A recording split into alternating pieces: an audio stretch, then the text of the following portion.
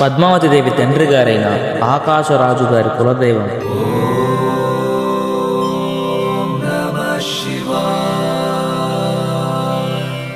అగస్త్య మహర్షి ప్రతిష్ఠించిన శివలింగం కాబట్టి అందుకే ఇక్కడ అగస్తీశ్వర స్వామి అని పిలుస్తారు.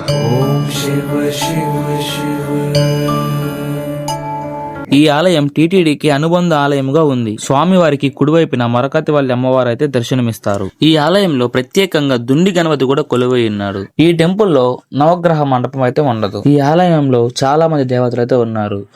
విష్ణు, బ్రహ్మ, సూర్య భగవానుడు, కాలభైరవుడు, కాశీ విశ్వనాథుడు, సుబ్రహ్మణ్యేశ్వర స్వామి, అనేక మంది దేవీ దేవతలు కొలువై ఉన్నారు. అంతేకాకుండా ఈ ఆలయంలో సప్తమాత్రికులు కూడా కొలువై ఉంటారు. అతి పురాతనమైన ఎంతో మహిమగల ఈ ఆలయాన్ని దర్శించడం మన పుణ్యం. ఈ ఆలయం మరేదో కాదు, మరకతవల్లి సమేత అగస్తీశ్వర స్వామి ఆలయం. ఈ టెంపుల్ కళ్యాణ వెంకటేశ్వర స్వామి ఆలయం నుంచి ఎగ్జాక్ట్ గా 3 కిలోమీటర్స్ రేడియస్ లోనే ఉంటుంది. సో ఈసారి నారాయణ వెళ్ళినప్పుడు తప్పకుండా ఈ పురాతనమైన ఆలయాన్ని అయితే ప్రతి ఒక్కరు దర్శించండి.